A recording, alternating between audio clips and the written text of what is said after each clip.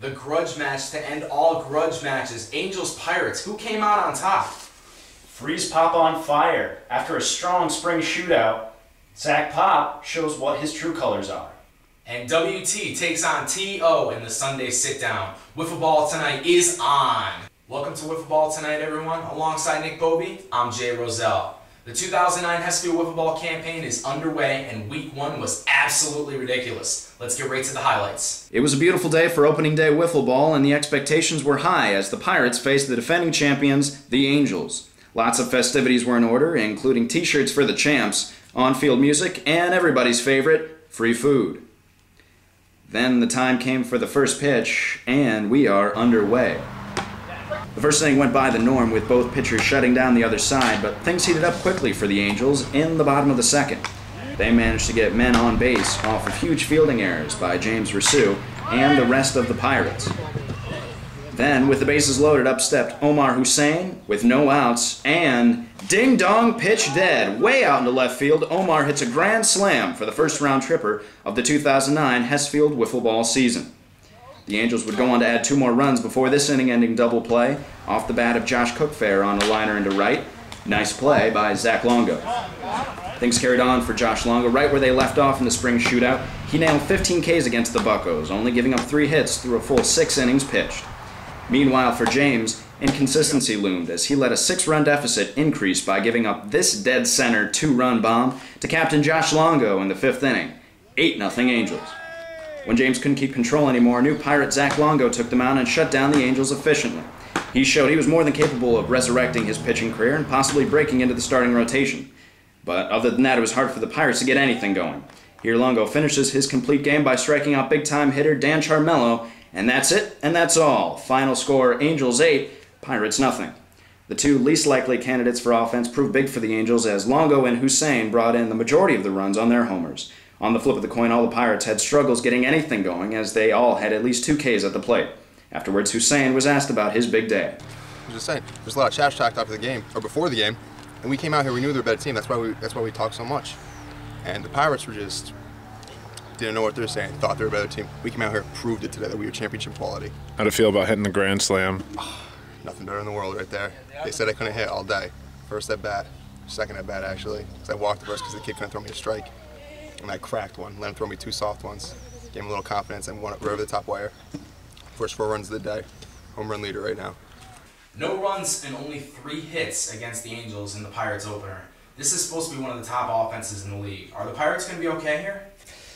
It's a very interesting question. I mean, the Pirates didn't really lose anybody in the offseason. They only gained Zach Longo. So you'd think that they would run away with this game. But I think it's just a matter of facing strong pitching. Now, should they pick up over the rest of the season? Probably.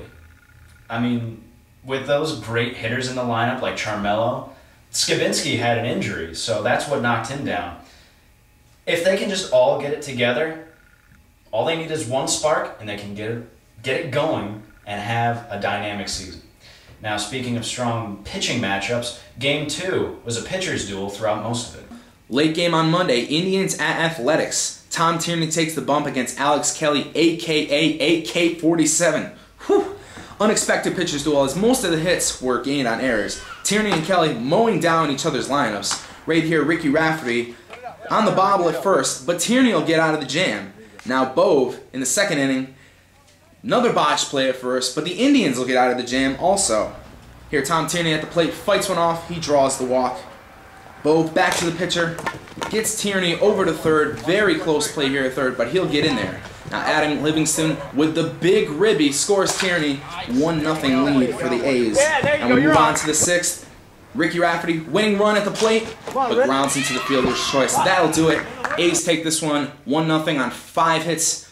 Tierney scatters 5 hits, 6 innings pitched, 13 strikeouts. Alex Kelly, 1 run in the loss, 10 strikeouts. Tierney, talk to the people. We're here with the winning pitcher today, Tom Tierney of the A's. Tom, 1-0 victory, very close. It's a big win. Seemed like you had runners on in just about every inning, but you still managed to get out of every jam you were in. How does it feel to know that you can get out of those jams? Well, you know, it seems like I focus a lot more when runners are on base. And I mean, I put myself in some bad situations, but it's kind of like Andy Pettit, how you work into trouble and work out of trouble. So hopefully I won't keep on doing that. I mean, in the last few innings, it seemed like I got my groove back. It seemed like you were mostly going with your fastball today. Over the offseason, particularly at the winter meeting, we saw you throwing a lot of sliders. Is your slider up to par, or is it you're just the fastball? Well, I've been working on my slider a lot, and believe it or not, it's breaking more than it did during the winter meetings and like over the winter. And I'm just having trouble getting some control of it. It's not the break that's the problem, it's just the control, but I think I'll be able to get that under control pretty soon. Now we move on to Game 3 of the 2009 Hesfield Wiffleball season as the defending Lamb champions, the Nationals, host the expansion Padres. After a quiet first inning, the Nats opened the game wide open with an explosive second inning that would see them run over the mercy limit. 2 on, 1 out, 4 runs already in when the charismatic Nationals captain Tad O'Neill steps to the plate. He takes the first pitch high, deep, and gone to center. Yeah, that one hurt. The dinger makes it 7-0 Nationals. The Nats would go right back to work, loading the bases for rookie Jason Blond. 1-0 the count. He takes this one for a ride to right. The grand slam makes it 11-0 and mercifully ends the inning for the Padres. Meanwhile, hired hand Greg Fuchs pitched brilliantly for the Nationals for 3 innings before handing the reins to Brett I. Ruin no-hitters Falso for the hold. After picking up 3 runs in the third, the Nats were one run away from mercying for the win. With that goal set in mind, they worked Merritt for 3 walks to load the bases. Then with the 3-1 count, Blond knocks in the winning run on his 3rd single of the day. Yes, believe it or not, folks, the Nationals technically had a walk-off win. Final score, Nats 15, Pods nothing. The Nats combined to 1-hit the Padres, while Jason Blond had a career game and his first career game. He went 4 for 4 with 3 singles, a grand slam, and 7 RBI. And now Buster Olney tells us who's hot and who's not in the first installment of 3 Up, 3 Down. The Nationals offense has hit 6 home runs, scored 25, and as a team is hitting over .400 through the first 2 games. Although they have yet to face stellar pitching, this is already a vast improvement over last year. Then there's James Rizzo. With just 4 innings pitched in his first week, he gave up 8 and walked 12. Both he and the Pirates have improvements to make on the mound. Also taking place on Tuesday, away from the friendly confines of Hess Field, the Rays and the Jays played at the opener at Pirates Cove. The Rays beat the Jays 11-6 in a come-from-behind victory. Jesse Horwedel and Colin Phillips split up the game, pitching 2 innings each. Villalobos, playing for the Jays, he did really well through 5 innings.